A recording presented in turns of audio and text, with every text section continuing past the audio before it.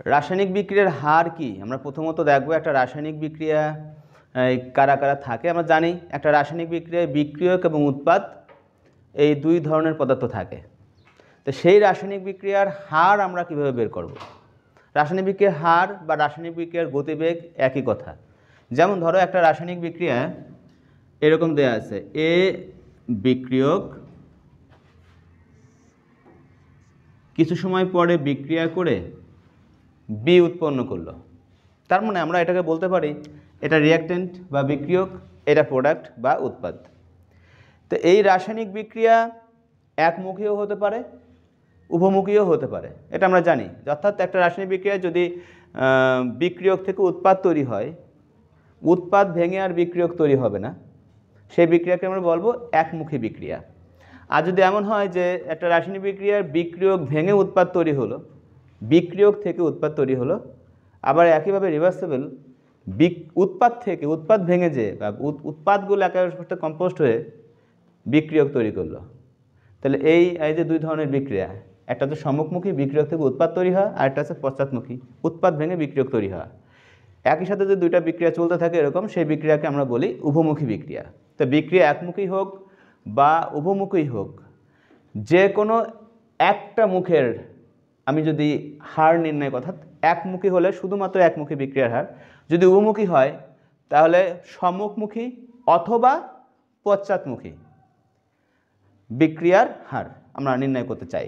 তা আমরা ধরে নেব, এর জন্য আমাদের মূল যে কাজটা করতে হবে, একটা রাসায়নিক বিক্রিয়া যখন শুরু হয় তখন তো প্রোডাক্ট থাকে না, পুরোটাই বিক্রিয়ক। তা আমরা ধরি T1 সময়ে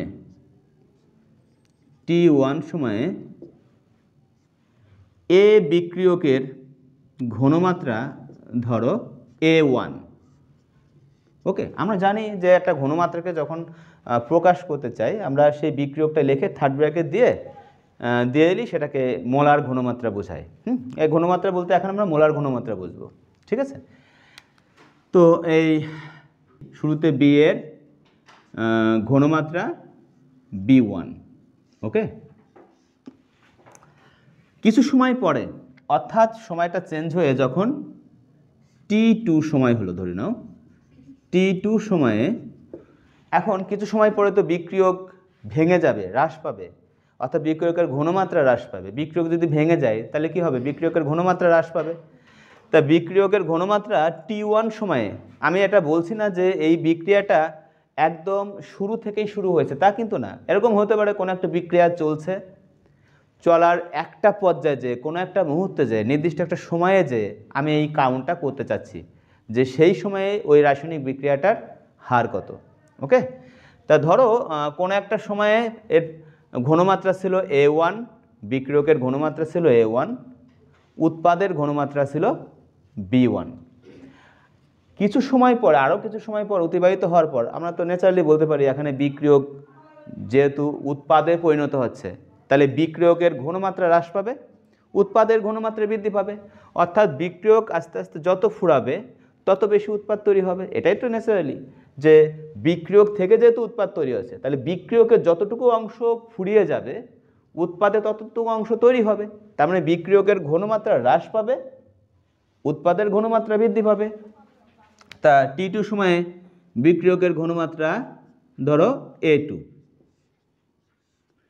T2 সময়ে উৎপাদের ঘনমাত্রা ধরো B2। এমত অবস্থায় আমরা বিক্রিয়ার হারটা নির্ধারণ করতে পারবো, কারণ বিক্রিয়ার হারের সংজ্ঞায় বলা হয়েছে যে নির্দিষ্ট সময়ের ব্যবধানে কোনো বিক্রিয়কে বা বিক্রিয়ায় অংশগ্রহণকারী পদার্থের ঘনমাত্রার পরিবর্তনকেই বলা হয় বিক্রিয়ার হার, বা বিক্রিয়কের ঘনমাত্রার পরিবর্তনের হারকেই বলা হয় বিক্রিয়ার হার।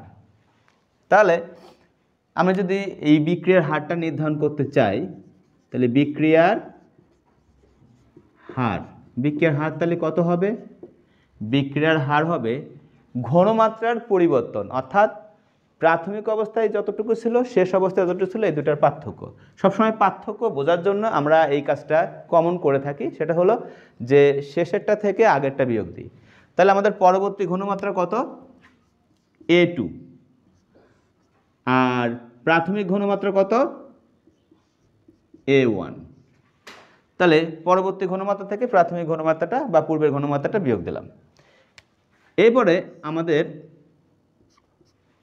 সময়ের পরিবর্তনের হার, তার মানে সময়ের পরিবর্তনের সাথে যাবে। তাহলে সময়ের পরিবর্তন হলে সময় আগে ছিল কত, পরে হয়েছে কত T2, আর আগে সময় কত T1।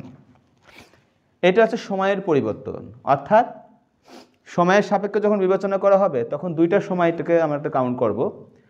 সময়ের পরিবর্তনটা হচ্ছে শেষ সময় থেকে আগের সময়টা বিয়োগ দিতে হবে। যে কোনো পরিবর্তন, সময়ের পরিবর্তন হলেও তাই, ঘনমাত্রার পরিবর্তন হলেও তাই করছে। এখন একটা বিষয় এখন একটু লক্ষ্য রাখতে হবে, আমি এই বিক্রিয়ার হারে বিক্রিয়কের জন্য এখানে একটা মাইনাস চিহ্ন ইউজ করব। এর কারণটা হলো এই মাইনাস চিহ্নটা কিন্তু কোনো সংখ্যাগত মাইনাস না, কারণ পরিমাণ কখনোই জিরোর চেয়ে কম হতে পারে না, পরিমাণ কখনোই শূন্যর চেয়ে তো কম হতে পারে না, তোমার কিছুই নাই, তার চেয়ে কম হওয়ার কীভাবে সম্ভব? সেজন্য পরিমাণ কখনোই ঋণাত্মক হবে না। কিন্তু এই ঋণাত্মক চিহ্নটা কেন ব্যবহার করা হচ্ছে? যদি পরিমাণগত ঋণাত্মক চিহ্ন ব্যবহার করা হয়, এটা বুঝতে হবে যে সেখানে কোনো একটা ঘটনার হ্রাস ঘটছে, পরিমাণের হ্রাস ঘটে যাচ্ছে। হ্রাস ঘটার জন্য আমরা এখানে ঋণাত্মক চিহ্ন বা নেগেটিভ চিহ্ন ইউজ করব। ওকে। আর যদি বৃদ্ধি হয়, আগে যা ছিল পরবর্তীতে তার চেয়ে বেড়ে গেছে, অর্থাৎ পরিবর্তনটা বৃদ্ধিজনিত পরিবর্তন, সেক্ষেত্রে আমরা প্লাস লাগবো। আর যদি হ্রাসজনিত পরিবর্তন হয় তাহলে মাইনাস লাগবে। যেহেতু বিক্রিয়ক সর্বদাই ফুরিয়ে যায়, আগে ঘনমাত্রার চেয়ে পরে ঘনমাত্রাটা কি হয়, আস্তে আস্তে আস্তে আস্তে কী হতে থাকে, আগের ঘনমাত্রাটা কি হয় বেশি থাকে, পরের ঘনমাত্রাটা কমে যায়, অর্থাৎ পরবর্তীতে ঘনমাত্রা কমতে থাকে। বিক্রিয়কের ঘনমাত্রা কমতে থাকে, উৎপাদের ঘনমাত্রা বাড়তে থাকে। শুরুতে বিক্রিয়কই থাকে পুরোটা, উৎপাদ থেকে জিরো, আস্তে আস্তে বিক্রিয়ক ফুরাইতে থাকে, তার মানে বিক্রিয়কের ঘনমাত্রা হ্রাস পেতে থাকে আর উৎপাদের ঘনমাত্রা বৃদ্ধি পেতে থাকে। যেহেতু বিক্রিয়কের ঘনমাত্রা হ্রাস পায়, সেজন্য আমরা এই অনুপাতে ঋণাত্মক চিহ্ন ব্যবহার করব। ওকে। তাহলে সেই হিসাবে আমরা যদি এখানে পরিবর্তনকে ডেল দ্বারা প্রকাশ করি, তাহলে ডেল এ, এখানে এ আছে বিক্রিয়ক, তাহলে বিক্রিয়কের ঘনমাত্রার পরিবর্তন বোঝানোর জন্য আমরা এখানে ডেল চিহ্নটা ব্যবহার করছি। ডেল দিতে পারি বা ডেল্টা দিতে পারি, আমি এখানে ডেল না দিয়ে ডেল্টাও দিতে পারি, অথবা ডেল্টা না দিয়ে আমি ডি দিতে পারি, ইচ্ছা। তো আমি এখানে ডেল চিহ্ন ব্যবহার করলাম, আর এখানে সময়ের পরিবর্তনটা ডেলটি। এইটি হচ্ছে আমাদের মূলত বিক্রিয়ার হার। এটা হচ্ছে বিক্রিয়কের জন্য। এখন কথার কথা, ধরো আমি উৎপাদের কাউন্টটা যদি করে থাকি, উৎপাদের ঘনমাত্রার পরিবর্তন কীভাবে হলো? আমি বিক্রিয়কের ঘনমাত্রার পরিবর্তন দিয়ে এই বিক্রিয়ার হারকে যেমন নির্ণয়ন করতে পারি, ঠিক তেমনি উৎপাদের ঘনমাত্রার পরিবর্তন দিয়েও আমরা এই রাসায়নিক বিক্রিয়ার হার নির্ধারণ করতে পারি। যেমন যদি উৎপাদের ক্ষেত্রে হতো, উৎপাদের ক্ষেত্রে, তাহলে এটা কিন্তু বিক্রিয়কের ক্ষেত্রে, এটা কি, এটা হলো বিক্রিয়কের ক্ষেত্রে, বিক্রিয়কের ক্ষেত্রে এই রাসায়নিক বিক্রিয়াটার হার নির্ণয় করছে। এখন উৎপাদের ক্ষেত্রে রাসায়নিক বিক্রিয়াটির হার কি হবে? দেখো একই কাজ, তাহলে সেক্ষেত্রে আমাদের হার কত হবে? উৎপাদের আমরা দেখি, উৎপাদের পরবর্তী ঘনমাত্রা কত, B2, আদি ঘনমাত্রা আছে B1 by T2 minus T1। এক্ষেত্রে কিন্তু উৎপাদের পরিমাণ সময়ের সাথে সাথে বৃদ্ধি পাবে। যেহেতু বৃদ্ধি পাবে, সুতরাং এটা এই অনুপাতটা হবে ধনাত্মক অনুপাত, বা এই হারটা হবে ধনাত্মক। তাহলে সেজন্য এখানে প্লাস চিহ্ন দেওয়া লাগে না, তাহলে ডেল বি বাই হচ্ছে ডেল টি। তাহলে উৎপাদের ক্ষেত্রে হার আর বিক্রিয়কের ক্ষেত্রে হার, একটা বিষয় এখানে মজার আছে, এই দুইটা হারই কিন্তু সমান। অর্থাৎ যে হারে বিক্রিয়ক ক্ষয় হচ্ছে বা ফুরিয়ে যাচ্ছে বা ঘনমাত্রা হ্রাস পাচ্ছে, সেই হারেই কিন্তু উৎপাদের ঘনমাত্রা বৃদ্ধি পাচ্ছে। সেই জন্য আর একই সময়ের ব্যবধানে, যে কারণে বিক্রিয়ক থেকে আমি রাসায়নিক বিক্রিয়াটার হার যা পাবো, উৎপাদের হিসাব করে রাসায়নিক বিক্রিয়ার হার আমরা তাই পাবো। যে কোনো একটা ব্যবহার করে আমরা যে কোনো রাসায়নিক বিক্রিয়ার হার নির্ণয় করতে পারি। এখন আসি, এই ছিল রাসায়নিক বিক্রিয়ার হার। রাসায়নিক বিক্রিয়ার হারের এককটা আমরা একটু জেনে নিই। আমরা একক কিভাবে বের করব? এটা খুব সহজ। একক আমরা এইভাবে নির্ণয় করব। একক নির্ণয় করার ক্ষেত্রে আমি আবার বলছি, এই যে এখানে ঋণাত্মক চিহ্নটা ব্যবহার করা হয়েছে, আমি একটা ম্যাথমেটিক্সে যখন যাব তখনই বুঝতে পারবা যে পরিমাণগতভাবে এখানে মাইনাস পাওয়া যাবে না, এখানে প্লাসই পাওয়া যাবে।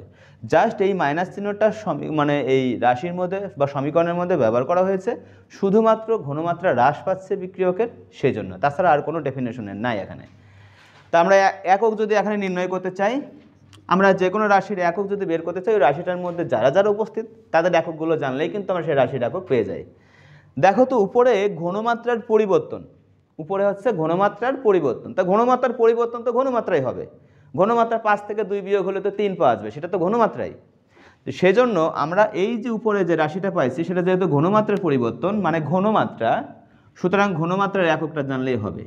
আমি যদি ঘনমাত্রার একককে মোল পার লিটারে নিই, এটা তো মোলার ঘনমাত্রার একক, আর নিচেই সময়ের একক আছে সেকেন্ড, তাহলে এই এককটা কি হচ্ছে মোল পার লিটার, সেকেন্ডটা উপরে চলে গেলে ইনভার্স সেকেন্ড, এটাই আছে আমাদের বিক্রিয়ার হারের একক। আবার যদি মোল পার লিটারে না নিয়ে গ্রাম পার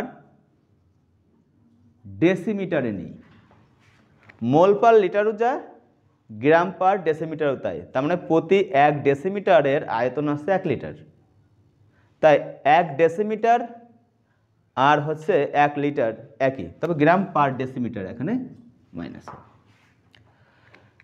তাহলে গ্রাম পার ডেসিমিটার, নিচে এই সময়ের একক তো সেকেন্ডই, তাহলে এখানে কত হবে gram per decimetre cube second.